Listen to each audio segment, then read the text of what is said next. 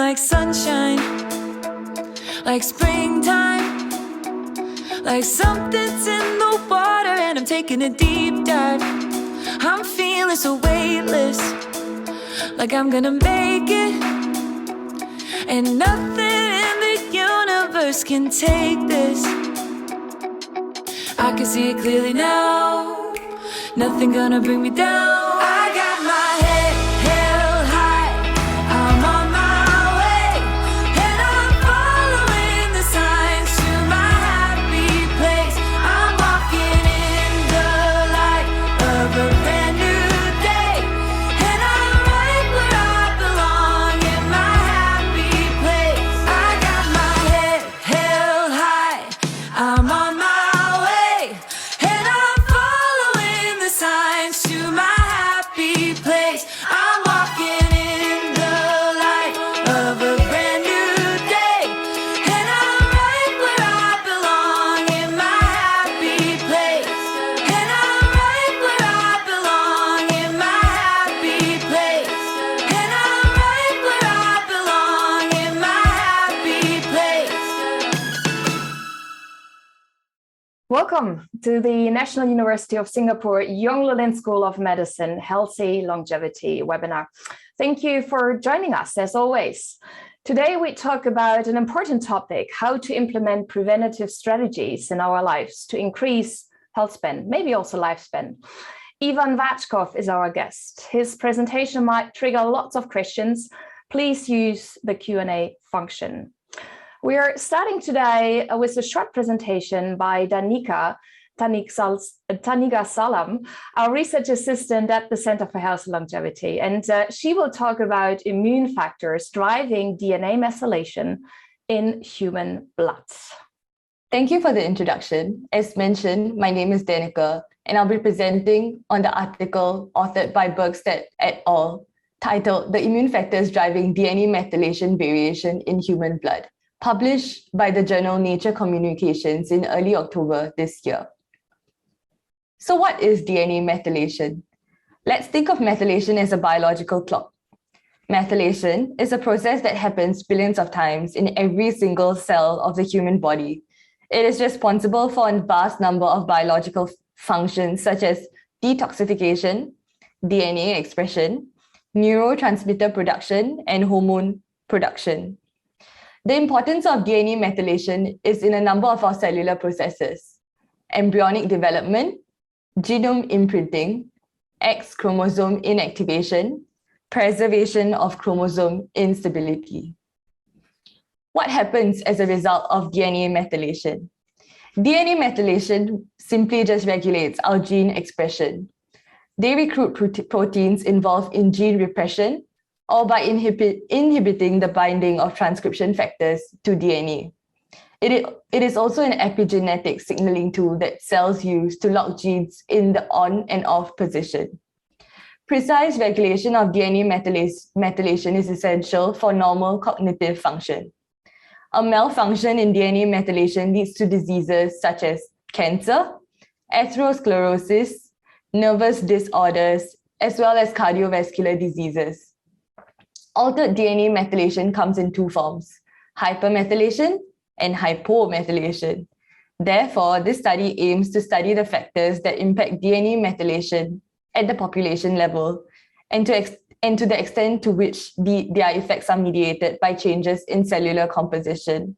It's required to understand the role of epigenetic variation in health and disease. This is a design and overview of the study that was published. This is a single-center, population-based research study that does not introduce any investigational product. 1,000 healthy adult volunteers were recruited and were stratified according to sex: 500 women and 500 men that were aged between 20 to 69 years to assess human immunological variants. The study aims to identify the factors that impact DNA methylation. They also assess factors such as age, sex, and 139 factors related to life habits and immunity, and how these factors are affected by DNA methylation by looking at the blood DNA methylome of these healthy adults. They also want to better understand whether these effects are mediated or not by changes in cellular composition. These are the results from the study. The factors that have significant direct effects on DNA methylation are sex, age, CMV status, C-reactive protein levels, lipid metabolism-related traits, and smoking. Factors that have direct effect on DNA methylation are not due to changes in immune cell composition, but exclusively due to DNA methylation. The most interesting finding that I found was the cytomegalovirus infection and how the cytomegalovirus infection influences the blood DNA methylome. Cytomegalovirus infection is an asymptomatic infection that ranges in the prevalence of 30 to 100% in the population, and it is known to alter the CD4 and CD8 T cells in the blood. The CD4 T cells play a critical role in controlling viral infection, and they promote humoral immunity. Humoral responses provide a first line of defense against secondary infection.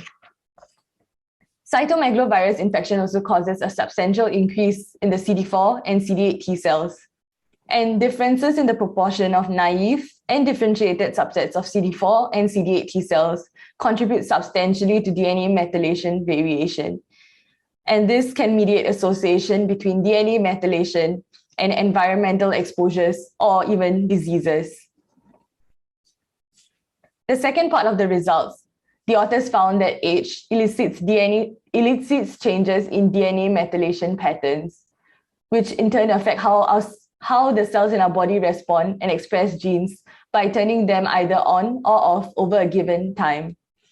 Each cell expresses or turns on only a fraction of its genes at any given time. The rest of the genes are repressed or turned off. The process of turning genes on and off is known as gene regulation. Age can change how DNA is methylated. That can in turn affect how the cells in our body react and turn on and off certain genes. One of the effects of aging is also the enrichment in the expression of genes involved in myeloid and lymphoid cell lineage. To summarize, aging causes alteration in the methylation pattern of our DNA. The proportion of several cell types in our blood become increasingly dispersed with age. DNA methylation becomes dispersed as a function of age. This is primarily due to the decline in the function of our DNA methylation maintenance machinery across all our cell populations.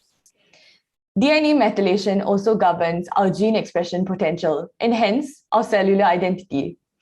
It causes significant changes to DNA methylation, altering our cellular composition, and can possibly contribute to the onset of disease. Thank you for listening, and I hope you found my presentation insightful. Thank you so much, Danica. I think avoid CMV, cytomegalovirus, and have a good lifestyle, and it's very likely that your DNA methylation is looking younger. I think that's the conclusion here. It's my honor now to switch a little bit topics and introduce Ivan Vatchkov. He is an entrepreneur and investor with over 20 years of experience in the financial industry. In multiple cities, he lived and worked, including London, New York, Zurich, and now Singapore. He has held lots of positions in banking, investment management, and is part of the future councils of the World Economic Forum. He is also on the board of trustees of the Clean Air Fund, and that's the biggest dedicated clean air charity in the world, so a very important topic. Since a couple of years, Ivan now focuses on practical strategies to increase health span and lifespan, and he developed a platform to encourage preventative health through artificial intelligence, AI, and personalization. And he will talk about improving health span and the practical guide. Ivan, it's my honor to have you here. I would really like to hear lots of practical tips and tricks. Thank you, Andrea. Good evening, everybody. And hopefully you will find some of what we have to share practical and helpful. I was just thinking about the talk that we witnessed and how longevity science is very, very focused on advanced topics and very specific interventions, often in controlled studies, which is a phenomenal look into the future, the stuff that's sort of coming at us down the pipeline. But if we try to adapt this in the now, we can often struggle to sort of understand how to look at a strategy, what to consider in sort of which arrows to put in our quiver and which things to discard. So what I thought might be helpful as a process, as a thought process, is to zoom out a little bit and to do a talk on bringing some structure to our longevity or our health span journey.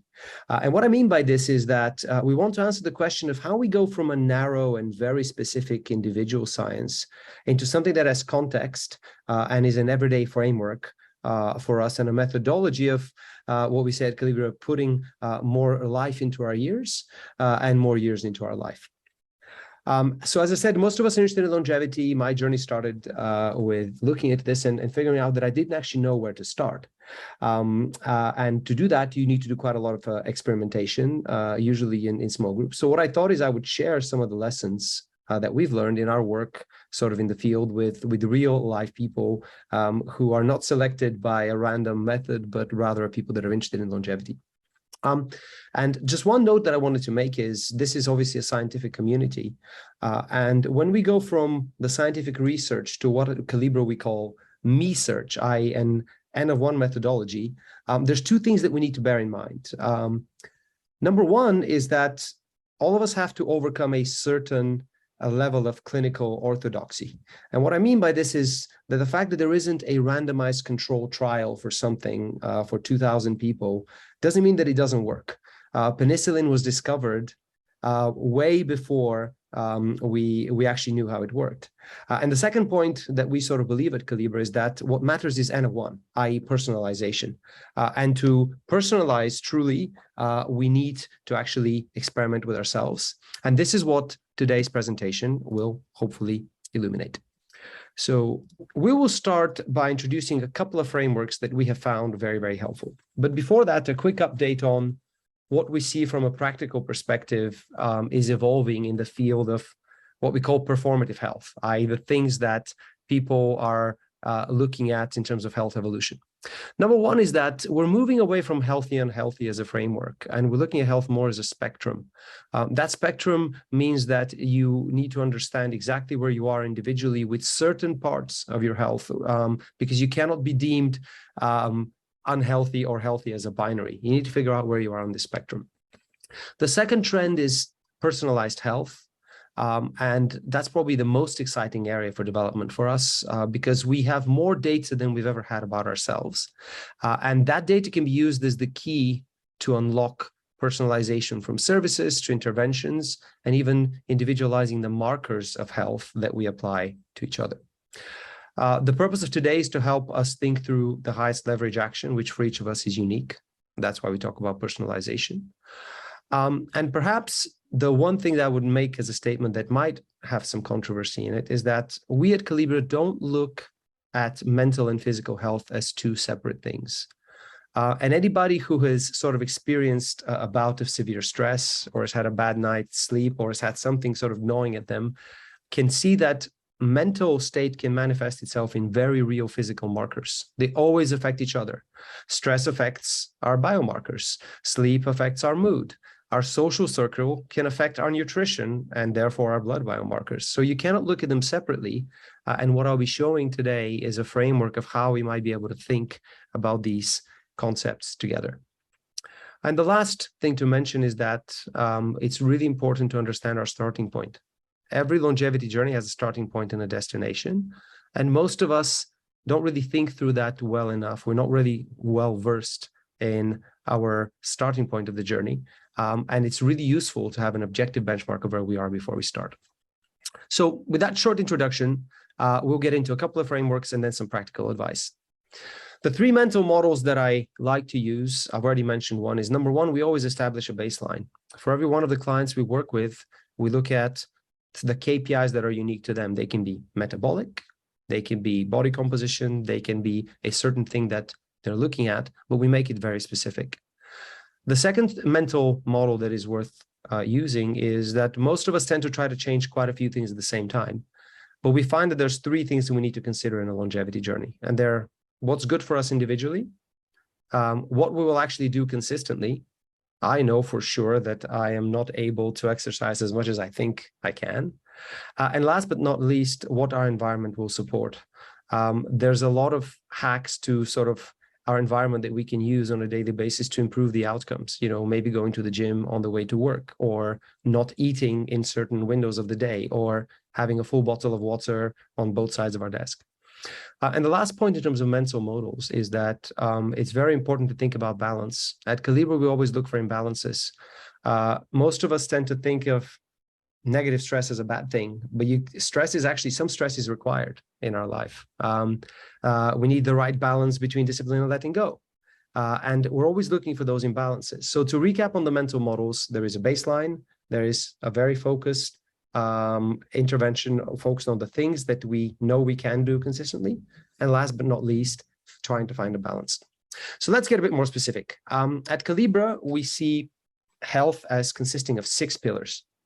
They are how we nourish, how we move, and how we rest. Those are quite obvious, and anybody who's looked at any form of longevity science will know them quite well.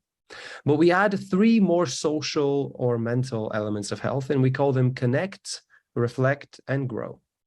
Connect is how we connect with our loved ones and our community. And if I had to leave you with one sort of thought, is that this is probably the most important and underlooked pillar of health when we talk about longevity. So connect is how we connect with our community and our loved ones. Reflect is connect with ourselves. And grow is how we connect with our future selves, our purpose and our values. And this is not just some inference from sort of old Buddhist science. There is now overwhelming evidence that those 3 things profoundly affect our physical health. And it's something that we need to acknowledge and almost explicitly manage for. I'll skip over the next slide, but I wanted to show sort of what a practical approach to longevity looks like, which is we establish a baseline, we prioritize, we sometimes recruit an accountability partner. We find that very, very helpful. It can be your doctor, it can be a personal coach, it can be a trainer. And then we increment on the basis of what we learn, and we validate, and we move into this loop. And the point of this circle is to say that this is an incremental process. When I first started out, I said, okay, here's all the things I need to change straight away. I tried to make too many changes at the same time and ultimately failed. So this incremental sort of baseline, step-by-step progress is something that's really important to bear in mind when you're thinking about a longevity journey that's practical. So what I'll do now is I will actually go through all of the 6 pillars of health and enumerate some strategies that we think work well for quite a few of our clients. And the aspiration there is not everything will resonate, but that's the whole point of sort of N of 1 experimentation. Hopefully a few of the things that we mentioned will work, and a few of those you may even take away and actually try by yourselves. So we'll start with the most controversial one, nourishment.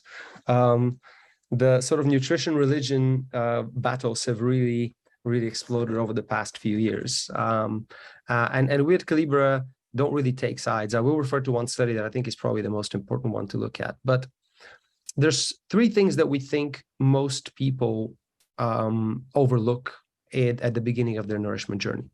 Number 1 is that, at least from where we sit, and my co-founder is a scientist, the most important thing to understand in nourishment and longevity is the role of insulin and glucose. Many people get into sort of whether you should be keto or vegan or other things. The key thing, and we sort of actually quote Cynthia Kenyon's work here, is to understand the role of insulin and IGF-1 in aging.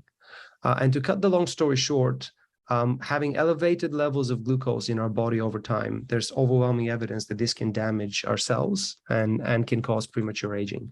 So if I could leave you with one thing on nourishment, it's understanding glucose. And the crux of the issue is that glucose responses are very individual. The Weizmann study that we referred to here in the presentation looked at a very, very big number of people, I think over 5,000, and concluded that people can have the same glucose and respond to it very differently. So when people talk about everybody should be X or everybody should be Y, they fail to account for this individuality of responses. And I would urge everybody who is sort of looking into longevity is to understand where they are with their metabolic journey, and specifically glucose and insulin. And the other thing that we observe is that for a lot of our clients, they tend to focus on things like ingesting certain molecules or other protocols, but often they overlook hydration. And hydration is probably the biggest unlock on health. What we observe is that a lot of our clients are underhydrated and they don't know it. And that's probably a broader topic, but I wanted to sort of call out that specific item because without proper hydration, there is no proper digestion, and without no proper digestion, there's no proper nutrition. So those sort of the 1, 2, and 3 of nourishment. And the specific strategies that we sort of talk about when it comes to the nourish pillar is that we find that for our clients, restricting when they eat is easier than restricting what they eat. So some element of fasting we find is very, very helpful. I already mentioned hydration. Our guidelines are usually 400 milliliters of water every 1 or 2 hours. We base that simply on what we think our kidneys can process. Avoiding starch and sugars speaks to the glucose journey. And we find that a good way to handle this is to actually introduce a protein target for our clients. And when you eat enough protein, you tend to naturally limit carbs. And last but not least, if you are going to look into supplementation, we suggest doing a blood test to understand what you're actually solving for. So that's nourish. Move. I think the only thing I'll mention with respect to movement is that we find that a lot of our clients look at movement mainly as a cardio. So there's lots of our clients that do what we call chronic cardio, lots of long duration cardio without a specific goal.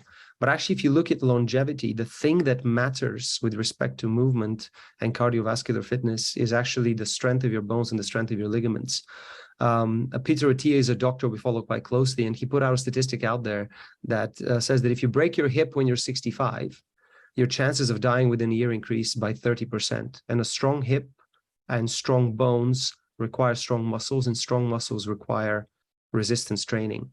So one of the things we find that people, one of the mistakes we see people interested in longevity, ironically, is actually excess cardio. So if I could leave you with one thing on movement, it would be consider resistance training. This doesn't mean going and lifting Olympic weights in the gym. That can be forms of body weight, Pilates, bands, all sorts of other things that actually strengthen your muscle mass and improve lean mass, because that is a key input into longevity. And if you don't know what your lean mass is, there are many, many ways to find out. You can step on a impedance scale. You can measure your body fat and do other things. So that's the move pillar. We refer to sort of 2 metrics of success that we quite like. They are grip strength and respiratory rate. So sleeping respiratory rate of 10 or 12, we find is a very good sign of strong cardiovascular health. And also lung capacity. Most of you will have heard of VO2 max. That's something we test for quite regularly. So those are the 2 things that I'll mention with respect to the move pillar. Rest is probably the thing that we've seen the most progress on over the past few years. To cut the long story short, longer sleep means longer life, but time in bed doesn't mean sleep. So there's plenty of evidence now that poor sleep affects our immune system. And most people overlook the consistency of their sleep. The practical strategies we suggest for sleep are threefold. Number 1 is it's really important to get the right type of light exposure during the day. So usually when you get out of bed, it's worth exposing yourself to sunlight almost straight away.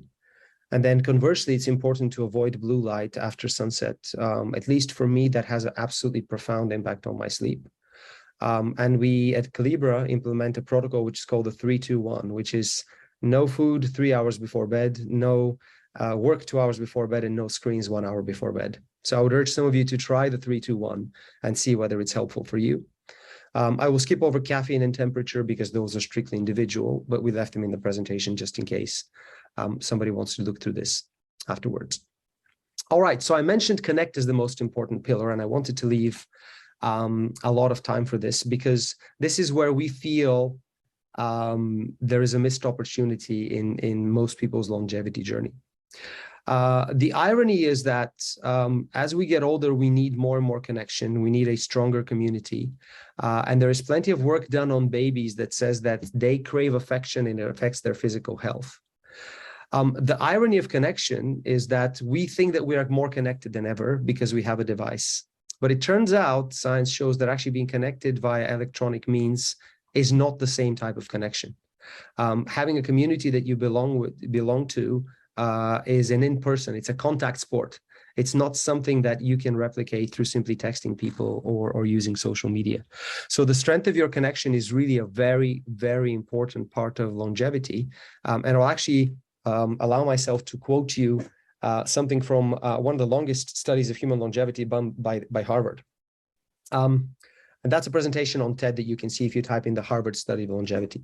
The quote is that when we gathered together everything we knew about them, this is the control group, at the age of 50, it wasn't their middle-age cholesterol levels that predicted how they were going to grow old.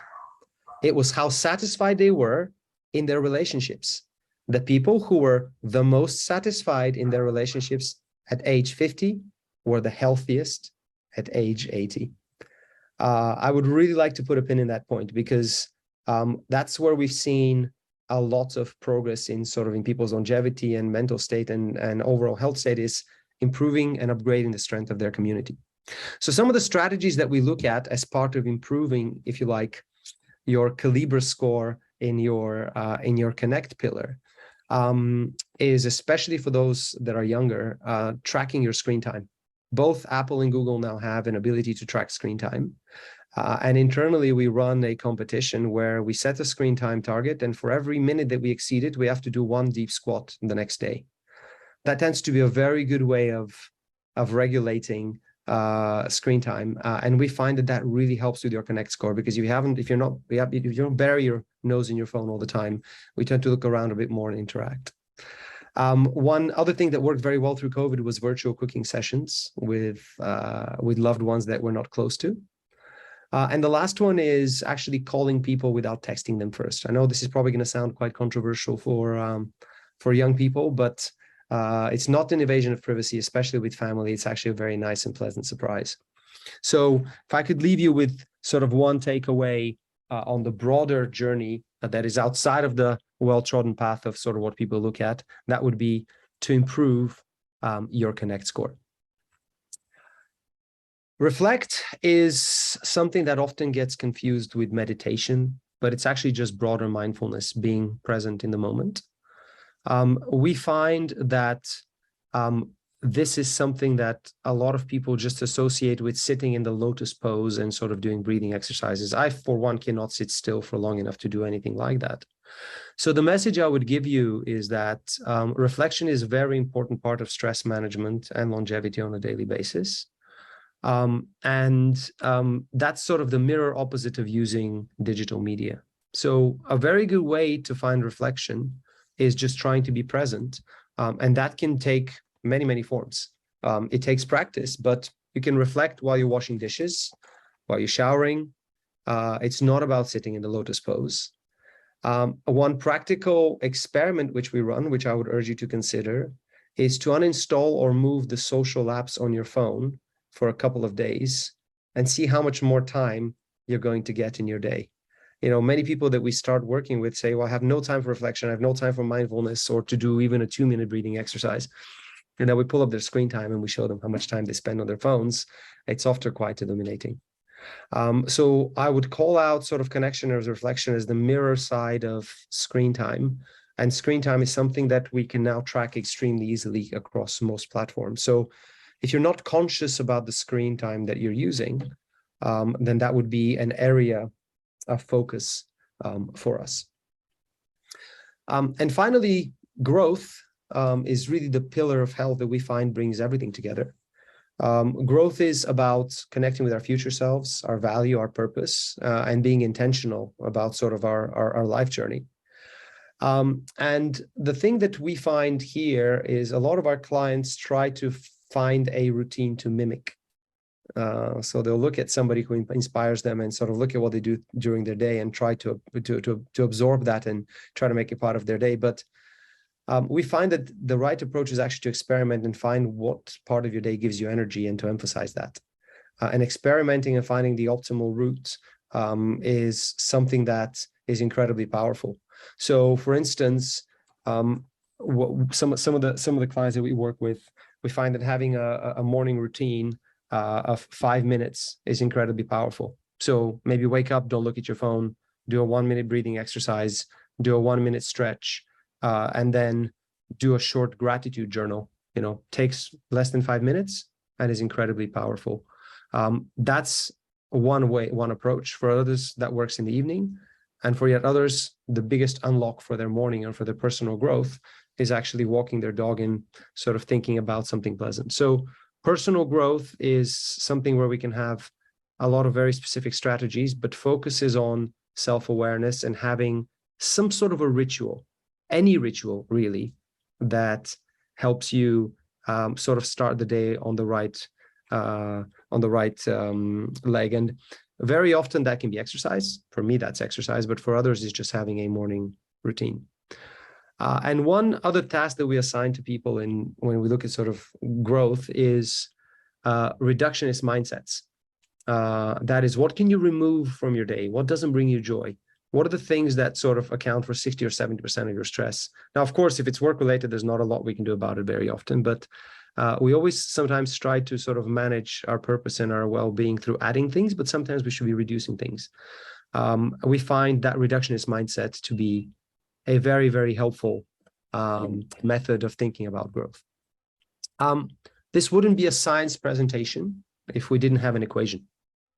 So I thought we would offer sort of one specific suggestion for growth, and that is, if time is the only resource that is not replenishable, we find it extremely helpful to keep a time diary for a day or 3 days where you write down every 10-minute increment that you spent that day. And then looking at that at the end of the day, I'm sure most of us will find certain surprises and certain very illuminating things. So a time diary is a specific recommendation we make to everybody who's looking for longevity, because it helps us understand time. And at the end of the day, longevity and health span are about time.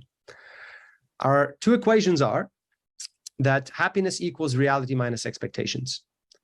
Number one, you can work on your expectations to sort of manage your happiness. And number two, you can try to improve your reality. So we find that a very, very useful equation for personal growth and happiness. And the second one is that stress and rest equal growth.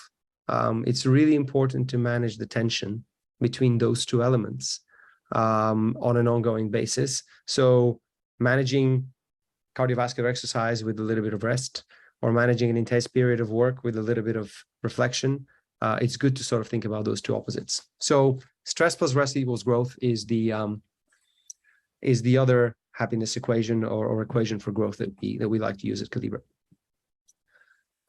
And last but not least, we think that there are a few things that one should think about before you embark on a wellness journey. Number one is find out if you care enough. A lot of people that we work with come very inspired and very motivated, but the journey can fizzle out if you don't have specific KPIs that you're optimizing for, whether it is, I want to be able to hang for 2 minutes, or I want to be able to touch my toes, or I want to be able to hold my breath for 1 minute, or I want to be able to lower my glucose, or I want to improve my sleep to 8 hours. If you care enough, then you will be able to make your wellness journey quite specific. And that is something that we find is a great way to start. So find out if you care enough, because most don't necessarily care enough to invest the time. And this is a long game you need to play consistently. The second specific piece of advice which I'll give you, which hopefully Andrea and Brian will agree with, is getting your blood work done. I think anybody who's sort of north of 30 should be doing an annual blood check to get a treasure of objective data of the things that will have an impact on their longevity down the line. It's no longer that expensive to get access to this information. So if you don't do it for whatever reason and you think that it's not important, I would urge you to reconsider. One of the things we do with our clients, especially to illuminate their sleep patterns, is to help them get a wearable. And wearables are a fantastic tool for understanding. But the reason why we say is don't obsess with wearables is that stage one is, wow, I didn't know that sleep was so profoundly affected by alcohol. And then the next stage is you start obsessing with sort of measuring sleep every night, and it becomes an issue. So a wearable can really be helpful as an accountability partner of how much we're moving. Some can help you track hydration and sleep and your resting heart rate. So getting a wearable is a really good way to start building the information data set that will help you with longevity. We mentioned this at the very beginning, but baselining your metabolism is really, really important. And that can take many forms. It can be measuring the glucose in your blood through a blood test.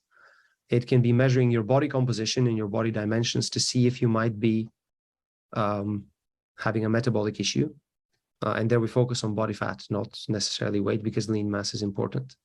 There are many resources, and we're very happy to follow up afterwards if you're interested in sort of understanding how to get started on this.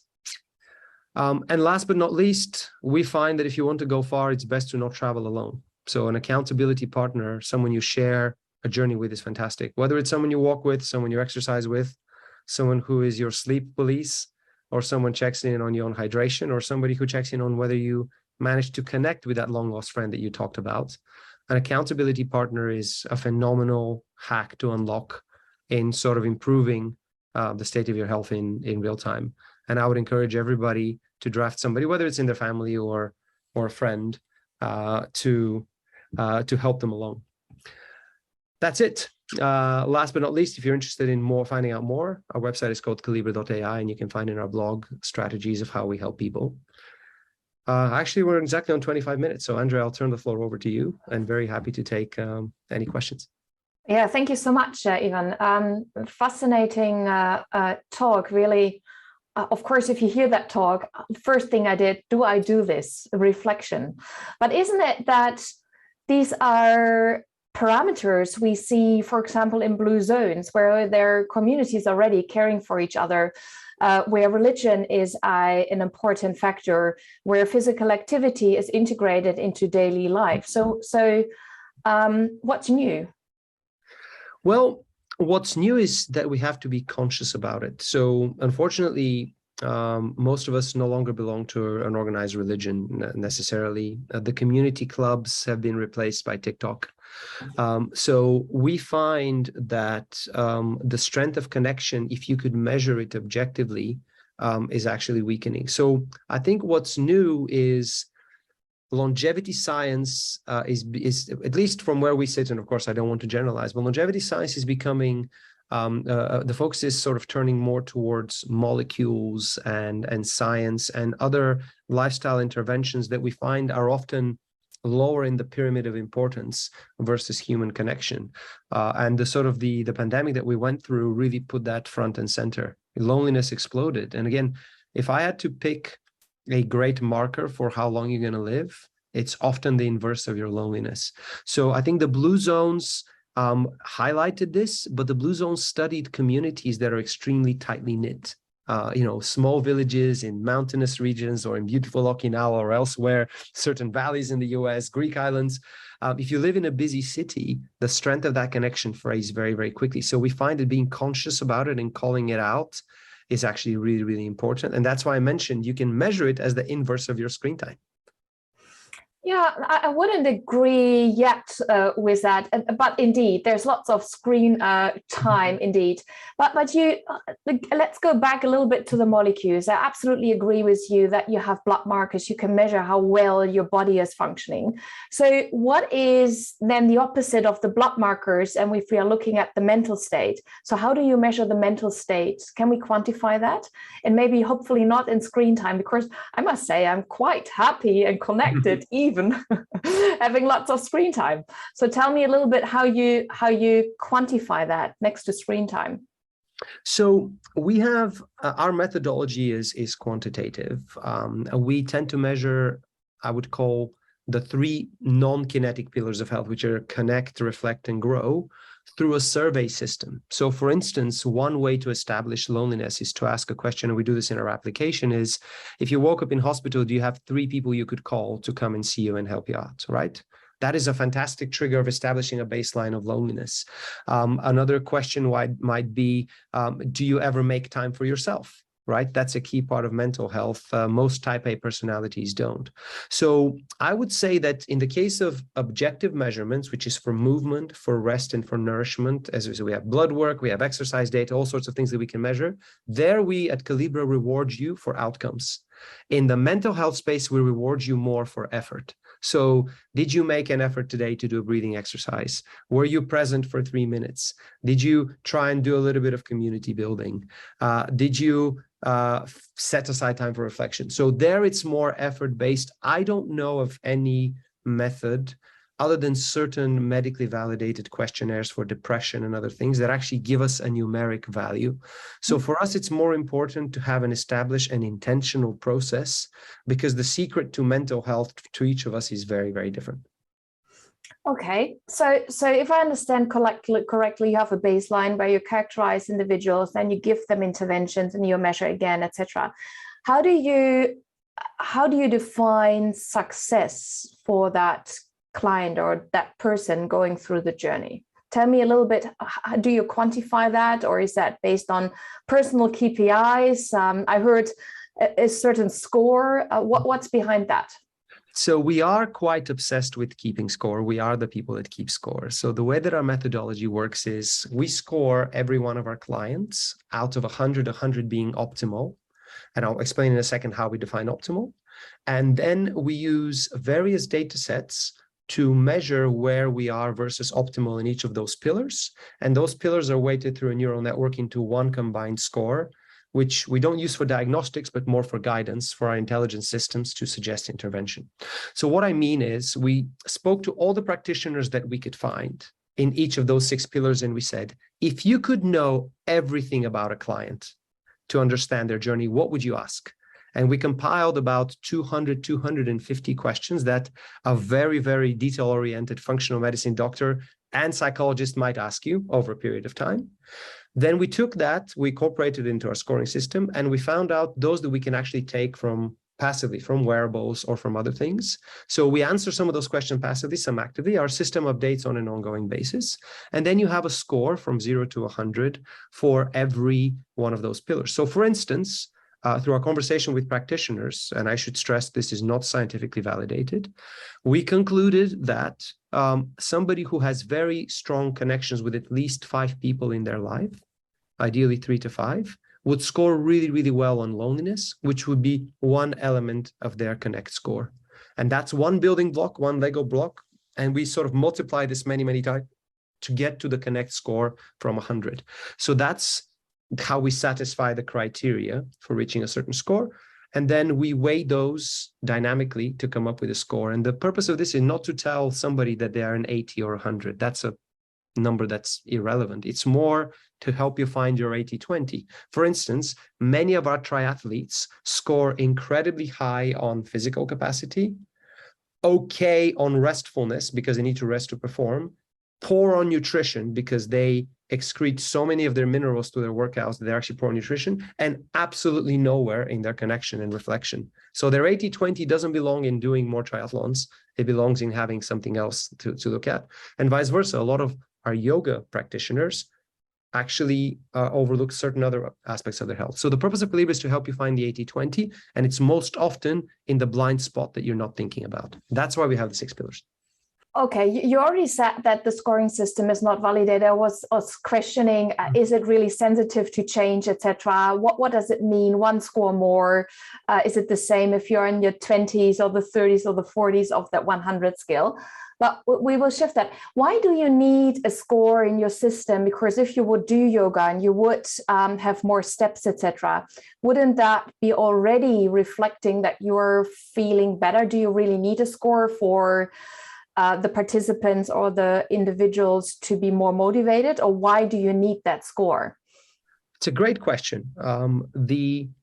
I suppose motivation and celebrating progress is really the key unlock here. So we find that there are effects of seeing your journey and then saying, well, I'm going to take those 3 extra steps, and I'm going to have that extra glass of water, or wow, I'm on a sleep streak. So we find that for whatever reason, that works really, really well. But the actual truth of why we need the scoring is completely different, which is we have an intelligence system called Kali at Kalibra, which looks at you in real time and looks to serve the highest leverage action. And the only way a machine can think through what's most important is to constantly poll all the options and decide which one is more important. So the function of the Kalibra score, in addition to gamification and actually telling you, hey, Ivan, you really should focus on Connect, is to be able to highlight to the machine at scale, what should Ivan be looking at today? So a conversation with Kali would be, hey, I know you did really well in movement today, but you've been sleeping on rest. Can we take a look at that? So that's sort of the purpose of the scoring. It's not diagnostic, it's guidance and sort of reviewing 80-20. Is everything you get from the scoring systems in an app that increases my screen time? Wow, tough audience. Well, so yes, but so we have something called time budgeting. So the total time you're meant to spend on interacting with Kalibra a day is no more than 5 minutes. So we always serve you only one insight, only one question, and only one action. And no, screen time is actually, as I said, it's an inverse indicator of your score. So we try to keep you away from the phone as much as possible, but we could all do with a little reminder and a little nudge. So a notification or so, we find on balance works out. No, absolutely. So I think it's wonderful. I think nobody would disagree that all these lifestyle changes would help you to age more gracefully. But there are so many apps out there, I must say, checking my glucose level, checking my sleep. You see them here on the ring. You see so many trackers, you see integrated systems, you see advice systems, etc. So where is the uniqueness? Thank you for the question. So we probably have two things that are differentiated. Number one is our software can work with any marker about you. So whether it's a loneliness, vitamin D, your VO2 max, or anything else, this all belongs in a structured system. And in a way, we'd like to be a platform that sits on top of all the wonderful apps that are out there, your Aura Rings, your fitness app, your mindfulness app, et cetera, et cetera. So we take the Bruce Lee approach, which is take what you need and discard everything else.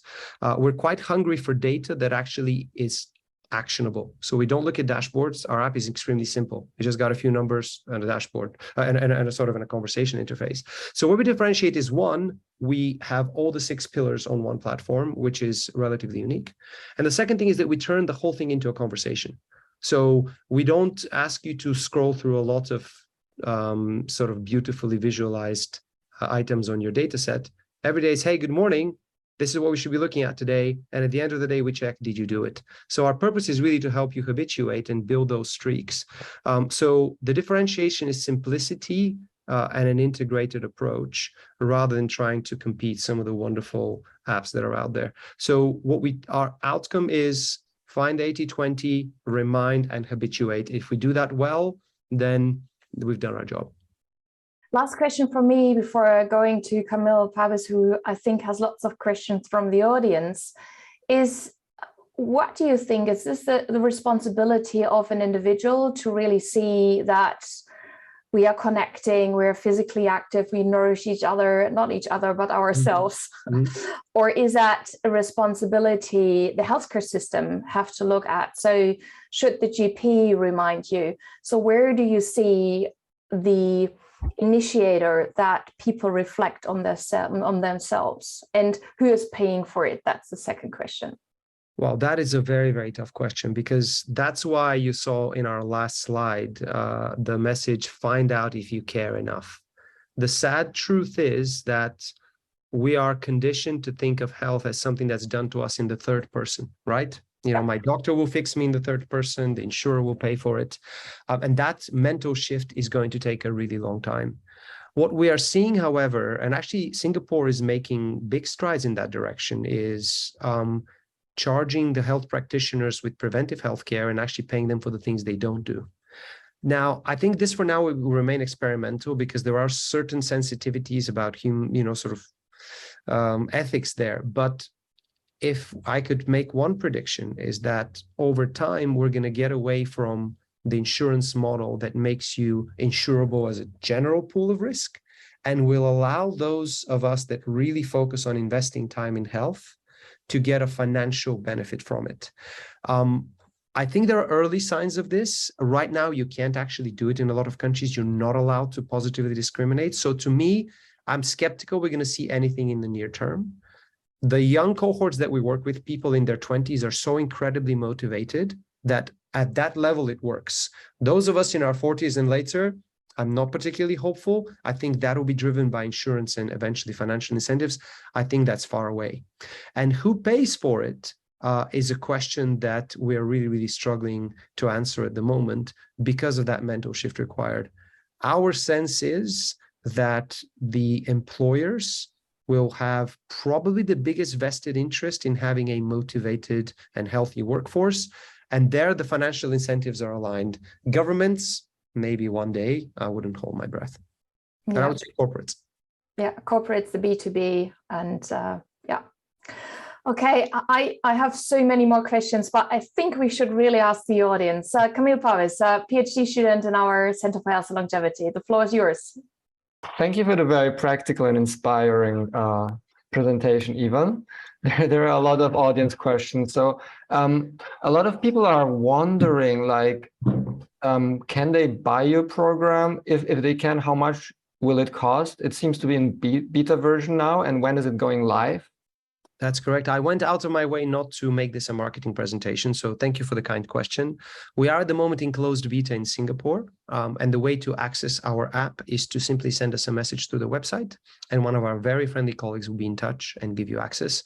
So at the moment, we do not sell it. We are looking to build a big enough cohort of people to start validating some of the things that Andrea will be pressing me on in our next conversation. So drop us a message on the website. Somebody will get in touch. iOS is ready and it's in beta, and we will be actually working with practitioners. We already have quite a few. So we work with longevity clinics, we work with nutritionists, with personal trainers, and with wellness hotels and spas who will be able to offer Kalibra to their clients as a B2B. So we'd be delighted to help anyone who wants to access it. Just drop me an email at Ivan@Kalibra.ai if you're not getting any love from the website. Okay, maybe we can balance it out with a difficult question for a change. So someone asked, who owns the data and the customer Kalibra, and how would you use it? What are your perspectives on that? It's actually a very easy question for us because we have, and my co-founder and I are completely aligned on this. To be very clear and on record, the data only belongs to the consumer. So the first thing you will see in your profile into Kalibra, if you log in, there's a giant red delete button. We put the consumer in the center of our data model. So for anybody else to access it, you have to explicitly share on a double opt-in basis. Of course, our intelligence system looks over the data to suggest actions, but there is no model that we use for either selling anonymized data or anything else to third parties. Our loyalty is to the consumer and the consumer alone. If they want to share it with a practitioner to help them on their journey, that's great. If they don't have to, and they can always unshare instantly. That's, I think, the right way to look at data in a Web3 world. But anybody who looks at our terms on the website will see it there. It's the first sentence. We do not sell your data. Because it's actually very difficult to anonymize data, and we are extremely nervous about making that available to third parties. If you want to sell your data, that's great, but we don't. Okay. Then another question was, what are your future plans for Kalibra.ai in the next 5 to 10 years? So our mission is to help people find their optimal self and to put more life into their years. And the way we will do this is by leveraging every tool at our disposal. We believe that lifestyle interventions are by far the most important because they impact metabolic disease, cardiovascular disease, and some of the things that hit us later in life with respect to our brain health. And unfortunately, I think the secrets to solving those are as old as the hills.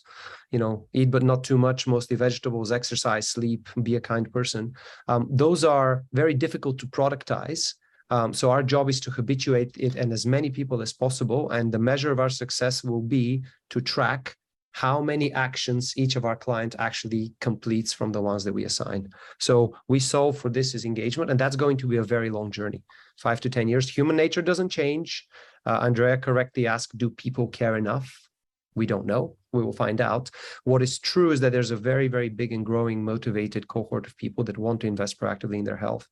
Our longer term plans are to integrate genomic science into our platform. Microbiome. We already have a partnership with one of the local providers of microbiome and one of the big Japanese companies that does whole genomic sequencing.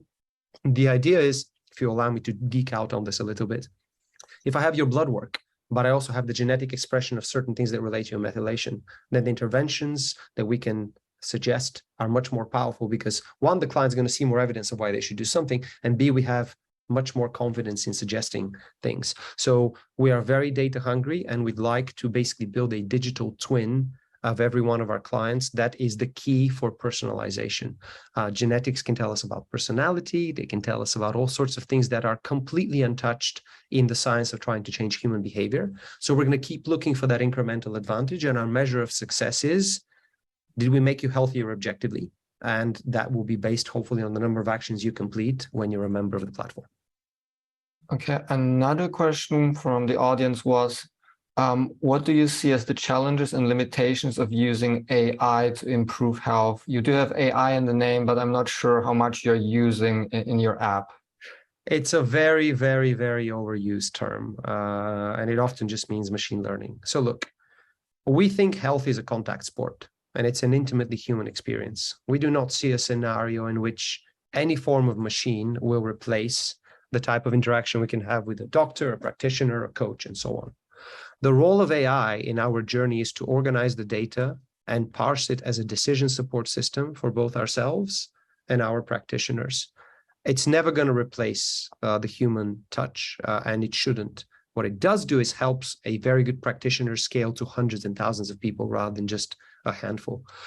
So the role of AI for us is really data processing and finding those really, really engaging things. So for instance, if we're working with you, Camille, and we suggest a number of interventions, but we vary the timing in which we suggest them, and you engage more with some and not with other, AI will help us surface that marker of success and say, Camille should be told to only drink at lunchtime because it affects his sleep in the evening and it works well with his lifestyle, or something, of course, don't be facetious, but something like this. So that's what we find works well with AI, but that's why we're a B2B company that works with practitioners first and foremost to help with that journey. So we're very careful about the approach, and we call it a hybrid approach: human decision-making, human engagement with data and decision support from the machines. That makes sense. Perhaps back to a more practical question. Someone asked, do you have any suggestions for vitamins or supplements that will support longevity? And would your app do such suggestions for their users? I'm on very thin ice here because I'm not a doctor and I don't play doctor on the internet. Let me answer it this way. There is definitely a role in supplementation when we are trying to solve for something specific. So when we talked about blood work earlier, if you are B12 or D deficient, hypothetically speaking, and many of us are, it's very difficult to make up for those deficiencies only with very, very healthy nutrition. It's often not possible. So we see the role of supplementation as absolutely pivotal in a health journey, but it's supplementation with a purpose rather than some sort of a general molecule that sort of is. So I want to know, am I taking vitamin D because I'm trying to get it from 20 to 40? And if so, when it gets there, I'm going to stop taking it. So supplementation for us is a targeted weapon that can be used to solve a deficiency. That's on vitamins and minerals. On some of the things that Brian has talked about, some of the other molecules, we think that's a really interesting field. There is now fantastic evidence that certain things work. Our only question is, what am I solving for, and can I measure the impact of this? Because a lot of the supplementation strategies talk about making you healthier. I want to know which parameter it affects, and can I measure it objectively? So we apply that sort of quite scientific rigor to, all right, if I'm going to be taking it, I want to know what the specific benefit is. So that's my answer to supplementation. Okay, now for our last question, just briefly, have you used or do you want to incorporate aging clocks in your app somehow? Yes, in fact, that's part of our genomics module that's coming next year. And what we're trying to do actually is not use only methylation Horvath type of clocks that are something that you look at only from a genetic perspective. What we want to introduce is other markers of aging that are physical in nature. So things like grip strength or reaction times. VO2 max is a sign of lung capacity which drops through time. It's very well proven that we lose quite a bit of it over the ages. So we want to have a more compound measure than simply genetic. Of course, going back to the opening comment that I made, which is there's not going to be enough randomized controlled trials in my lifetime to validate each one of those, but we'd really like to include more practical metrics in this. And we're looking into physical markers next to the genetic ones. And I think there are some blood biomarkers as well that are emerging. So we're looking for compound measures is our answer. But definitely, Horvath clocks are a great way to advance the debate. Thank you. Thank you so much, Ivan, for connecting with us. It was very insightful and entertaining. Very nice. Thank you. Also sharing your thoughts about changing our lifestyle. And thank you, the audience, for joining us today. Use the chat function to leave comments and feedback. And yes, follow us on Twitter and LinkedIn because we will give relevant information to improve your lifestyle, and maybe influencing your health span. The next episode is on November the 10th, and Brian Kennedy will lead the session, and our guest will be Emil Kensiora from Tomorrow Bio, and he will talk about introducing medical biostasis. I will leave you tonight with a video as always. It's about old gadgets. Take care. This, my friends, is what we used the old times. What's up, peeps?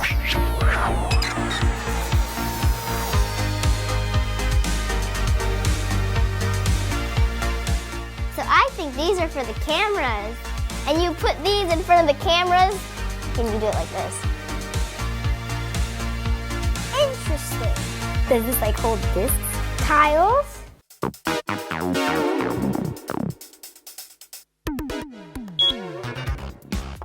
What? It's like those walkie-talkies, the old walkie-talkie. What's up, guy? These walkie-talkies are for detectives. Oh, this maybe was used for the army?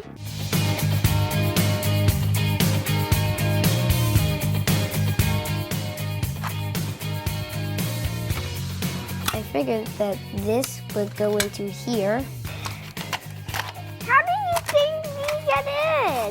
You put it inside and then you can in the morning, you can hear news. This is something you definitely use to watch something.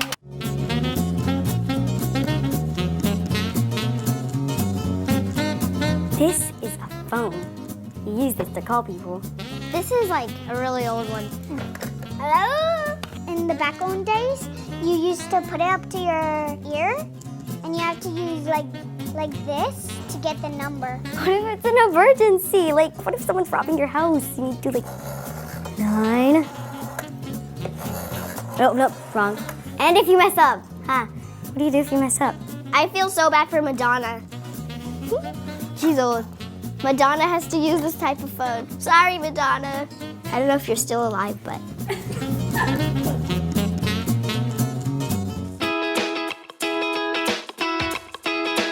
I'm feeling like sunshine, like springtime, like something's in the water and I'm taking a deep dive. I'm feeling so weightless, like I'm gonna make it, and nothing in the universe can take this. I can see it clearly now, nothing gonna bring me down.